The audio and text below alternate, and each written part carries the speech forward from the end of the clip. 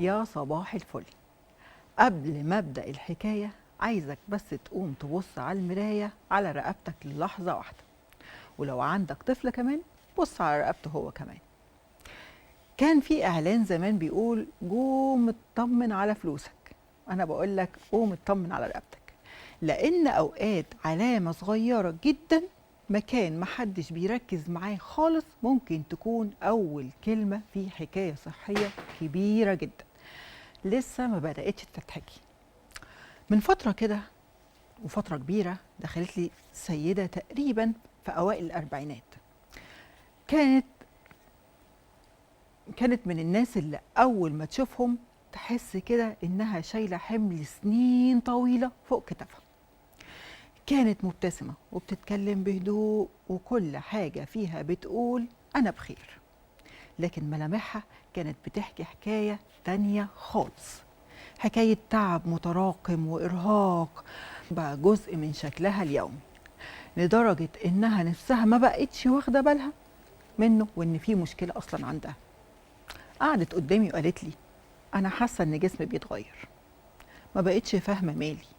ولما سألتها تقصدي إيه؟ قالت لي طول الوقت جعانة، جعانة بشكل غريب ورهيب. أوقات بخلص أكلي وأفكر على طول هاكل إيه بعده، وأوقات أبقى خلاص شبعانة لكن عقلي بيقول لي قومي كلي حاجة حلوة، وكأن في صوت جوايا بيقول لي إيه ده؟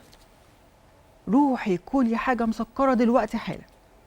وقالت لي حاجة شدتني جدا لما قالت أنا بقيت أحس إن الحلويات بتناديني تعالي كليني.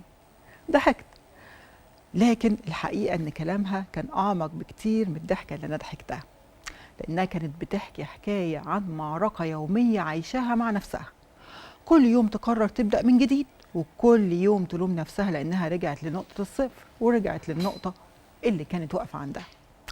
كانت مقتنعة إن المشكلة كلها في الإرادة، وإنها لو كانت أقوى شوية كانت قدرت تسيطر على نفسها. وأنا بسمعها أيقنت إن الحكاية أكتر بكتير من مجرد إرادة، وأكبر من مجرد أكل. ومع الكلام بدأت بتفاصيل أكتر. قالت لي إنها بعد الأكل بتتعب بدل ما بتكون نشيطة، إنها أوقات كتير بتحس إنها محتاجة تنام بعد أي وجبة. إرهاق، تحس إن تركيزها ما بقاش زي الأول، ذاكرتها بقت أضعف بكتير، مزاجها متقلب بسرعة جدا.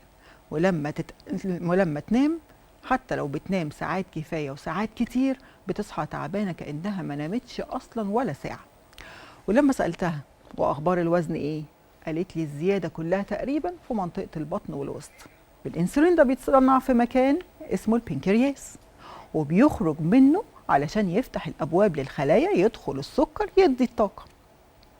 في الظروف الطبيعية العملية دي بتحصل بكل بساطة، لكن مع السنين ومع زيادة الدهون خصوصا الدهون الحشوية في منطقة البطن وقلة الحرقة والسهر والتوتر وارتفاع الكورتيزول لفترات طويلة بتبدأ الخلايا دي استجابتها أقل للأنسولين. لكن المفتاح لسه جوه القفل، المفتاح لسه جوه الباب. عايز بنكرياس بيضطر ان هو يلا يشتغل اكتر ويطلع انسولين اكتر عشان يفتح نفس الباب اللي كان بيفتح بسهولة قبل كده. ساعتها بيبدأ مقاومة الانسولين، الجسم اتشبع بالانسولين ومش عارف يدخل جوه الخلايا اللي موجودة دي. ساعتها بقى بتبدأ العلامات اللي الناس كتير بتعتبرها عادية جدا، واحدة ورا التانية ورا التالتة: جوع مستمر، رغبة شديدة في الحلويات، خمول بعد الأكل، زيادة في محيط الوسط، اسمرار في الرقبة، إرهاق وتعب، على طول عايز حاجة حلوة، تركيز خلاص راح. وكان الجسم بيهمس دايما لصاحبه في البداية ويقول له اسمعني، خد بالك مني، افهمني، قبل ما اضطر ارفع صوتي أكتر وأكتر. ويمكن أكتر حاجة أثرت فيا وقتها إن أنا كنت شايفة عمرين، شايفة مستقبل قدامي في صورتين مختلفتين تماما. السيدة الأربعينية اللي هي فضلت سنين طويلة على نفس النمط، ممكن تتحول لمقاومة الأنسولين عندها سكر نوع تاني بعد ما يكون البنكرياس أرهق تماما في محاولات مستمرة عشان يعوض. أما الطفل ده قصة تانية خالص، كانت مؤلمة أكتر بشكل مختلف، لأنه لسه في أول الطريق، وكل سنة بتمر وهو ماشي في نفس الاتجاه بنفس نمط الحياة، سنوات إضافية ممكن تزود الضغط على جسمه ويتحول ساعتها لسكر نوع أول. فرصة أكتر للمشكلات الصحية إن هي تظهر بدري عنده. عشان كده مقاومة الأنسولين مش مجرد تحليل، مش مجرد رقم، مش مجرد تشخيص. أوقات كتير جدا بتكون رسالة من الجسم بتقول لنا اسمعوني قبل ما أتعب أكتر، افهموني قبل ما يحصل جوايا حاجات ممكن بعد كده أنت تشيل همها، تحول الهمسات لصرخات. وعشان كده النهاردة مش هنتكلم عن تحليل ولا أرقام ولا حتى تشخيص، هنتكلم قبل ما نتكلم عن الكلام ده كله على حكاية جوه جسمنا لو فهمناها بدري ممكن تتغير وتغير مستقبلنا كله وصحة ولادنا كلها.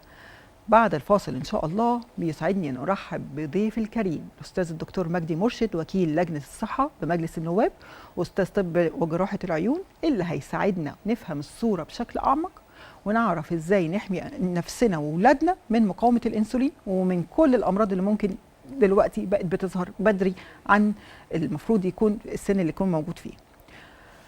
عشان كده وعشان أنت السبب وأنت الحل، فالتغيير دايما بيجي جواك في حكاية جواك. استنونا بعد الفاصل. أهلا بيكم من جديد.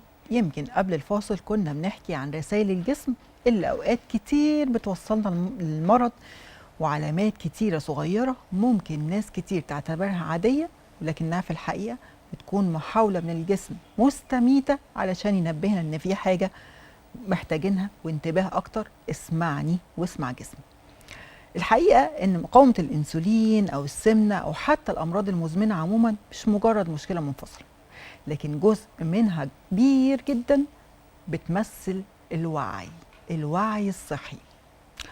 أسلوب الحياة اللي احنا بقينا بنعيشه كل يوم واللي بقى ليه تأثير واضح كبير جدا مش بس على الكبار، لا كمان على أطفالنا وأجيالنا كاملة بتكبر وسط عاداتنا مختلفة، والعادات دي والتحديات الصحية دي مختلفة عن اللي كنا عارفينه زمان.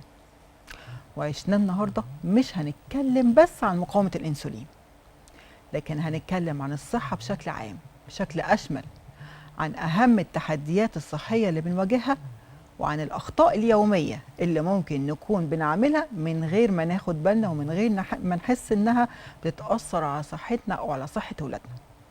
سعدني جدا جدا النهارده ان يكون معايا ضيف كريم ليه خبره كبيره جدا في المجال الطبي ورؤيه واسعه جدا بحكم دوره في العمل العام ومتابعه الملفات الصحيه في مصر. برحب بالدكتور الاستاذ الدكتور مجدي مرشد، وكيل لجنه الصحه بمجلس النواب واستاذ طب جراحه العيون. اهلا وسهلا بحضرتك. اهلا وسهلا بحضرتك. طبعا انا مبسوطه جدا جدا جدا ان حضرتك معانا النهارده. اشكرك شكرا جزيلا. وانا على المستوى الشخصي أنا سعيدة جدا جدا واستفدت من حضرتك كتير قوي في اللقاءات اللي احنا قبل كده عملناها والندوات اللي أنا حضرتها لحضرتك. شكرا جزيلا وأنا سعيد بوجودي معاكم إن شاء الله. تسلم يا رب. طيب احنا كنا بنتكلم من شوية عن العلامات اللي موجودة وإن احنا ممكن نعديها، لكن هي علامات كبيرة قوي. لو حضرتك قلت لنا كده، بما ان حضرتك وكيل لجنه الصحه في مجلس النواب واستاذ دكتور في جراحه العيون، ايه اكبر تحدي واكبر مشكله ممكن تعدي علينا كناس طبيعيه وما ناخدش بالنا منها في الصحه؟ لا، هو اكبر مشكله الحقيقه انا شايفها انه عدم استجابه الانسان لاحيانا استغاثات جسمه. حكاياته يعني نمط الحياه في علامات كده اللي بنسميها احيانا علامات اجهاد، علامات ارهاق، علامات توتر، علامات دي كلها بتخلي الانسان يحتاج يغير نمط حياته، يغير اسلوب حياته. مع الاسف الشديد احنا بنتمادى في نفس النمط ونفس الاسلوب اللي ممكن يعمل مشاكل كتير جدا، وما بنستجبش للنداءات الاولى للجسم انه لا انا كده يعني تعبان، انا كده اندر ستريس زياده، انا كده تحت ضغط نفسي كتير، انا فلازم اغير هذا النمط، وبستمر على نفس النمط اللي بيسبب لنا في الاخر امراض حقيقيه بتؤثر على الجسم. طب احنا ليه ما بقيناش بنستجيب، او اصلا ما بقيناش يعني ما بنستجيبش من الاول؟ علشان احنا شايفينها ان هي حاجه طبيعيه اتعودنا ان هي احنا المفروض نعاني في حياتنا مثلا ما بنسمعش لجسمنا، ولا علشان الاشارات اللي موجوده دي احنا ما تعودناش ان هي مشكله فعلا، ولا احنا لازم الموضوع يكون خلاص في الاخر عشان نبتدي ناخد بالنا؟ هو عادة الإنسان بيستشعر دايما إن هو طالما قادر على الحركة وطالما قادر على العمل وطالما إن هو بخير وإن هو آه، يعني اتخاذ الخطوات الطبيعية. ويمكن أنا من الناس وكل الناس كده، مم. الحياة بيبقى رتم الحياة سريع. وبياخدنا وسريع، وانشغالك بالعمل وانشغالك بأولادك وانشغالك بتربية أولادك واهتمامك بيهم واهتمامك بشغلك واهتمامك، كل ده بيخليك تنسى أو تتناسى أحيانا إنك تعمل مثلا تشيك أب طبيعي المفروض كل فترة. يعني لو جينا لمريض السكر، دايما في العالم كله مريض السكر المفروض ان هو بعد 10 سنين معاه تقريبا شهاده ضمان كده ان هو 10 سنين اوكي، مم. ما عندوش مشاكل كتير. انا بتكلم بقى على العين، مم. فيعيش. لكن بره بمجرد ما بيبقى عدى الفتره الزمنيه بتاعت ال10 سنين بيعمل تشيك اب فحص كامل. قاع عين كل سنه مم. روتين. إذا بدأت تظهر علامات بسيطة جدا للسكر في العين أو في الشبكية، اعتلال اللي بنسميه الاعتلال السكري، بيبدأ يخلي الكشف كل 6 شهور. إذا بدأت العلامات دي تستدعي تدخل بشكل أو بآخر بالليزر بحقن بي بيبدأ يخلي الكشف كل 3 شهور، أحيانا بنصل إنه كل شهر. علشان كده ما بتلاقيش الحالات الاعتلال السكري في العين الرهيبه المتقدمه قوي بره. يعني انا قضيت 7 سنين اشتغلت في اسبانيا وخدت دكتوراه هناك وقعدت 7 سنين بشتغل هناك، ما بشوفش حالات الاعتلال السكري اللي بشوفها في مصر، ما شفتهاش. ليه؟ لانه انا في مصر بيجي لي العيان بعد مثلا انت السكر بقى له قد ايه 25 30 سنه والاعتلال السكري بقى له 10 سنين، فبنصل الى المراحل اللي بيبقى التحسن فيها صعب قليل. جدا، لان انا عديت المراحل. فهي في العالم دلوقتي اولا في اهتمام بالاكل، في اهتمام بالرياضه، في اهتمام بالنوم، في اهتمام بالتحاليل والفحوصات الحياه الصحيه الدوريه كلها على بعضها. دي حقيقه. وشغلك ماشي احنا هنا تقريبا الحياه زي ما قلت بتاخدنا، وفي ما نفس بنروحش الوقت غير لما نكون خلاص. ما بنروحش الا في اللحظات الاخيره بنطلب مساعده. هو معجزة. في كمان زي ما يكون زياره الطبيب ما بنحبهاش، وده يعني عكس بره. دي ازمه ثقه ما بيننا وما بين الاطباء. بدون ادنى شك في ازمه ثقه طبعا بين الطبيب. دي جايه من مين؟ شوف، طول ما الجمله هتبقى قاسيه، لكن طول ما الطبيب عينه على جيب المريض مستحيل الثقه هتبقى موجوده.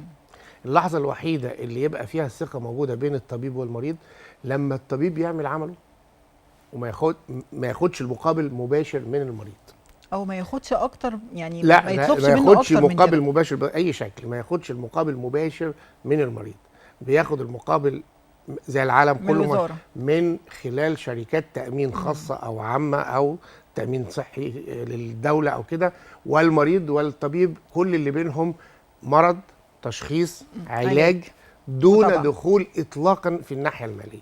في اللحظه دي الثقه في الطبيب هتبقى موجوده والعلاقه بينهم هتبقى طيبه. وده ممكن يحصل في مصر؟ ممكن طبعا. يعني التامين الصحي الشامل اللي دلوقتي بيغطي حوالي 7% من سكان مصر، نامل ان هو يعني يكمل. الوتيره بتاعته تزيد شويه ونخلص ونوصل لل 120 مليون، يعني ال 100% تحت كفرد بالتامين الصحي الشامل. في اللحظه دي هتلاقي الثقه موجوده جدا، لانه العلاقه الماديه ما بين الطبيب والمريض بتنتهي خالص. يعني الدكتور بيعمل شغله والمريض بيقوم بالسلامه، نظير اشتراك المريض في هذا التأمين ونظير تغطية التأمين لأتعاب الطبيب والمستشفى والعلاج وكل حاجة. فهنا خلاص العلاقة بتبقى علاقة سوية جدا، ولا ده يعني لا يمكن يدخل إليها الشك أو عدم الثقة. ان هو مثلا طالب مني حاجة بالظبط مش أكتر من اللي مطلوبة. يستحقه، أو خد مني حاجة أو عمل لي حاجة مش مستدعية أو فهنا الثقة بتعود. لكن الثقة في هذه المرحلة وفي هذه الآونة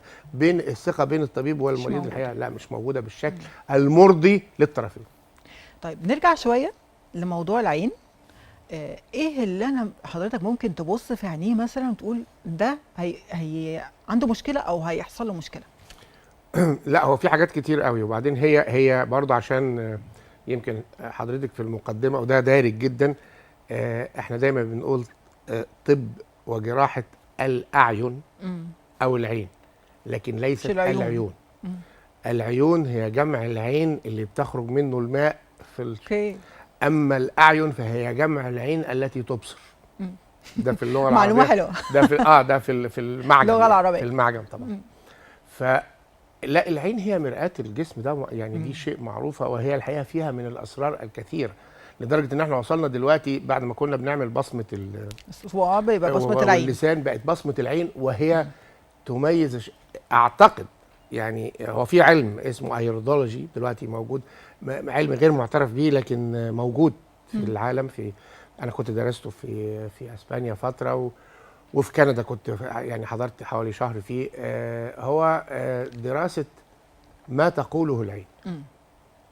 العين بتقول حاجات كتير قوي، جداً. مش بس صحيا على فكره. لا لا لا لا لا, لا خالص، صحيا ونفسيا وشخصيتك مواصفاتها بالظبط. ايه وانت عايز توصل ايه للي قدامك بتوصله من بالظبط بس من بصه بالظبط عينيك. بالظبط. العلم ده كان اكتشف بالصدفه طبيب عظام مجري اعتقد في حاجه و30 1900 حاجه و30. بومه وقعت عنده في الجنينه، فالبومه كان رجلها مكسوره. مم.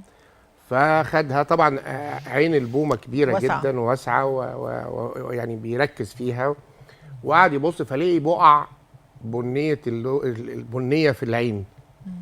المهم عمل جبيره للرجل البومه ورباها، يعني قعدها مش قادره تطير، وقعدها عنده وبتاع وياكلها ويعملها، والجبيره خدت فتره، وبدا كل يوم يقعد يتفرج على البومه. فلقي ان البقع اللي موجوده في القزحيه دي اللي هي بتدي لون العين، الاخضر او الازرق او الاسود او البني، او ودي لها باترن، يعني لها لما تتكبر بتدي شكل زي ما يكون وديان وجبال وهضاب وحاجات زي كده وعباء، شكلها له باترن. للقزحيه باترن مميز جدا يعني. فقعد يبص فيها لقي ان البقع اللي كان شايفها دي بيتغير لونها شويه بشويه، تبقى يعني اكثر بهوتا وضوحا من جوه، وتبقى تقرب من لون لغايه ما ليه اللون بقى قريب قوي، بس على ابيض خفيف جدا، قريب جدا من لون القزحيه بس بيضي شويه. ده كل ما بيكبر بيبص على ده بيشوف الحاجات دي. بيشوف الحاجات دي، فلاقي كمان انه مع كل تغيير درجه التئام الرجل اللي كانت مكسوره بتاعت البوم بتتحسن، لغايه ما بقت قادره على الطيران وكده، وشال بتاع الرباط اللي كان عاملها او كده، لقي اللون اتغير ظبط، بس فضلت بقع برضو بنيه. فبدأ يركز على كل ما يجي له حد يكشف يركز على عينيه ويركز على الحكايه دي ويدرس. لما لقي ان في ارتباط مثلا ما بين الكسور وما بين الاصابه في الكلى، ما بين الاصابه في الجهاز الهضمي، ما بين العصبيه، ما بين القولون، وبقع بتظهر او حاجات بتظهر في الباترن، الرياكشن بتاع البؤبؤ بتاع العين، بدأ يدخل حد تاني طوروا وعملوا دراسات وعلموا على آلاف الحالات فأصبحت العين دلوقتي بتقول لي أحيانا أنت عصبي أو مش عصبي، متردد أو مش متردد، من الشخصيات اللي عندها إرادة قوية جدا وإصرار، ولا من الشخصيات اللي ما عندهاش هذا الإصرار، شخص كسول جدا وليزي، ولا شخص متحرك، ولا شيء. كل ده بيبان من خلال الرياكشن بتاع بؤبؤ العين وعضلات العين للضوء أو عدم الضوء والكلام ده كله. بالإضافة إلى ما هو ثابت علميا بقى، من إن العين مثلا أنا أقدر أكتشف مرض إصابة المريض بالسكر، السكر طبعا قبل ما هو يبقى عارف، من خلال قاع العين. أحيانا بقى اللي بيقولوا بتغيرات في الأوعية الدموية بتاعت الشبكية بتحدث، بنحس بيها، اقدر اعرف انه داخل ان في تصلب شرايين في الجسم وجه عام، من خلال برضو يعني انثناءات او تغيير في شكل الاوعيه الدمويه، سواء الاوعيه الدمويه الوريديه او الشريانيه في قاع العين. احيانا ممكن يبقى في اوعيه دمويه جديده بتظهر سواء على القزحيه او على قاع العين، برضو دي كلها علامات من علامات السكر، وتغيرات كثيره جدا جدا. اقدر في الاول في زياره للمريض اقول له لا خلي بالك حلل سكرك اظبطه لانه مش مظبوط او كلام من ده، انا شايف في العين انه السكر عندك مش ولذلك مؤثر عليها. الكبد طبعا اصابات الامراض الكبد بتظهر على العين سواء داخليا او لون العين الخارجي على الملتحمه والصلبه بيتغير الى الاصفرار. بعض التسممات مثلا بالكبر بالنحاس بالحاجات دي كلها بتبان باشكال او بقع معينه. الضغط العالي مهم. بيبان طبعا تاثيره وتغييره في الاوعيه الدمويه، وايضا احيانا يحصل نزيف خفيف في قاع العين او في الشبكيه نتيجه ارتفاع مفاجئ في ضغط العين. امراض كثيره جدا جدا بنظره نظرة للعين العين. بنقدر نعرف ان انت عندك الاورام المخ. يعني اورام المخ معظمها يعني مش معظمها، لكن كثير منها جدا بيكتشفها طبيب العين في كشف قاع عين عادي. طب حضرتك كده. وانا كنت يعني من الحاجات اللي انا بعتقد انها لا تنسى، ان انا شفت حاله وانا لسه نايب صغير، وشكيت في شكل العصب البصري وبتاع، فقلت له طب ايه، اعمل اشعه مقطعيه ووديها لاساتذه يعني لدكاتره المخ والاعصاب. مم. ولما راح ورجع قال لي ده كان في ورم في المخ، وفعلا كتر الف خيرك. فاذا بتكتشفي الورم المخ احيانا نتيجه اثناء كشف قاع عين عادي جدا، وبتنقذي احيانا حياه ناس. طب احنا المفروض نروح لطبيب العيون، العيون، الاعين ايوه الاعين، كل قد ايه؟ علشان لو في حاجه ممكن ان احنا نتدرجها سريعا. لا، في النورمال، يعني في النورمال لو كل سنتين ثلاثه اوكي مفيش مشكله خالص. لكن في سن معين، لو انا عندي قصر نظر او طول او تغيرات في الابصار، فمفروض في سن معين لازم اشوفه كل سنه. يعني من سن مثلا 5 الى سن 25 بيحصل تغيير في الابصار، او في درجه الريفراكشن او حده الابصار بتاعته، او مقياس قصر النظر اللي عنده او كده، فلازم يتشاف عشان يغير نظارته او يصحح نظارته. لكن البني ادم الطبيعي اللي ما عندوش مشاكل، لو اتشاف اول مره قاع العين بتاعه كله خلاص يعني كل 3 4 سنين يشوفها روتين، او لو بيعمل تشيك اب كامل، تشيك اب كامل يبقى كل سنه طبعا، يا ريت على كل حاجه. لكن العين في حد ذاتها بعد 40 بيحتاج ان هو يتشاف كل سنتين ثلاثه، عشان نظاره القراءه بتبدا تتغير كل سنتين ثلاثه. المصاب بالسكر زي ما قلت لحضرتك انه بيبدا يتشاف عاده بشكل ملح بعد ال10 سنين من السكر، ثم التدريج بقى. انما مثلا من سن 25 ل 40 عاده الا اذا كان عنده تاريخ اسري في الاصابه بميه زرقاء او حاجات زي كده، او عنده السكر فيتابع، او يعني عنده اي حاجه ريليتد للعين تتابع. لكن من 25 ل 40 بتبقى فتره بالنسبه لتغيرات العين وحاجاتها، لا فتره هاديه جدا، ممكن قوي ما يتشافش.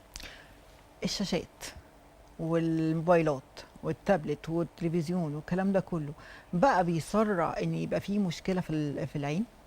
لا، وقولا واحدا لا. ويمكن الاجابه دي احيانا يعني الام دلوقتي مش هتروح لابنها تقول له المشكله اللي عندك دي عشان الموبايل؟ لا، هي في مشكله في العين اساسيه بتحصل نتيجه الموبايل والحاجات دي كلها، وهي الجفاف.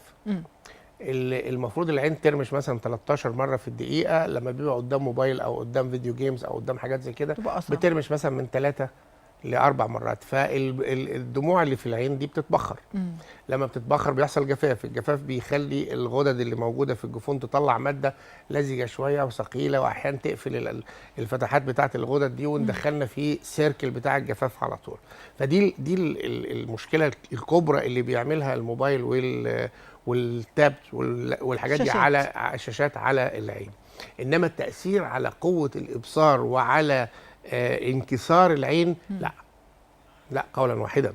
كده الامهات هتيجي تقول معلش لاولادها طيب بس لابد ان تكون هناك حقائق واضحه في هذه الامور. خلاص تجيبها بقى من ناحيه ان خد بالك من وقتك والكلام ده كله. الاهم من العين هو التاثير على المخ بالظبط، والتاثير على السيكولوجي والعمليه النفسيه بتاعت الطفل. يعني الاختلال النفسي والسيكولوجي، وايضا في نفس الوقت الرياكشن بتاعه والتوحد من الحاجات اللي واضحه جدا مع استخدام الموبايل واستخدام هم فعلا طبعا مرض التوحد كتر طبعا جدا الفتره لابد ان يكثر، لانه هو بينعزل والموبايل بيزود انعزاله، فبيبقى تقريبا صديقه الوحيد ورفيقه الوحيد الموبايل، ولا يعني ما عندوش قابليه انه يتعامل مع الاخرين. بالظبط، مش عايز ولا عنده هذه القابليه. فتاثير الموبايل على المخ اكثر بكثير، وعلى البيرسوناليتي وعلى الشخصيه، مش على حده الابصار او على انكسار العين. طيب السؤال بقى، ايه اللي انا لو فتحت الثلاجه، احنا رحنا عند حضرتك كطبيب، فتحنا الثلاجه، اول ما شفناه قلنا هو ده مشكله كبيره، ولو احنا وقفناه الدنيا هتبقى احسن، هو اللي كتغذيه. شبه متفق عليه العيش الابيض. الايه؟ العيش الابيض. العيش الابيض، الدقيق الابيض. دي الابيض. مم. ده شبه متفق عليه الحقيقه. وفي اقاويل كثيره جدا، يمكن احنا داخلين في موال التغذيه دلوقتي قوي قوي، والاقاويل كثيره، لكن العيش الدقيق الابيض من الحاجات اللي متفق عليها انها مضره. كنا دايما بنقول الحاجات 3 حاجات: البيض، الدقيق، والسكر والملح. الحقيقه الثلاثه طبعا لهم مشاكلهم ولهم، بس هو الدقيق الابيض من اكثرهم، لانه اكيد برضه لانه كده كده بيتحول في السكر في الاخر. بالظبط كده هيزود السكر، وانا لو باخد سكر كمان هيزيد، وهكذا. فهو ده يمكن لو حاجه واحده هفتح هحس انها خطر، هي دي. طيب، في نهايه حلقتنا بقى النهارده، طبعا الحلقه تقريبا خلصت من قبل ما تبتدي يا دكتور مجدي، واحنا يعني حاجزينك لحلقات كتير. لا ان شاء الله. ايه القرار اللي حضرتك لو بقيت وزير للصحه اول قرار تاخده وشايف ان هو اهم قرار ممكن يتاخد في الفتره دي؟ لتغيير المنظومه الصحيه في مصر كلها، واهم قرار او يعني اول قرار اخده انه اشراك المجتمع المدني مع الحكومه والوزاره في تطوير وتحديث وتشغيل كل الوحدات الصحيه الريفيه اللي موجوده في مصر، اللي هم حوالي 4300 وحده صحيه لو اشتغلوا وبداوا يقدموا البرايمري اللي هي الرعايه الاساسيه الاوليه للسكان المحيطين بهذه المنطقه. اعتقد ان المنظومه الصحيه في مصر لانه هيخف الضغط كمان على بقيه على المستشفيات المركزيه والعامه والجامعيه والى اخره، هيعمل نوع من تغيير المنظومه الصحيه وبسرعه. دكتور مجدي، طبعا احنا الحلقه خلصت، وانا كنت مبسوطه جدا جدا بالحلقه النهارده. رساله بقى اخيره لكل اللي بيسمعونا وكل اللي بيتفرجوا علينا: اسمع اشارات جسمك، اسمع الحاجات الصغيره، الحاجات اللي جسمك بيقولها لك وانت مش واخد بالك منها، خد بالك منها وغير لايف ستايل بتاعك وبتاع العيله كلها وبتاع اسرتك كلها، علشان ما يجيلكش الامراض اللي احنا بنتكلم عنها باشارات صغيره. وعشان انت السبب وانت الحل، فدايما التغيير بيجي من داخلك، من جواك انت، في حكايه جواك. استنونا.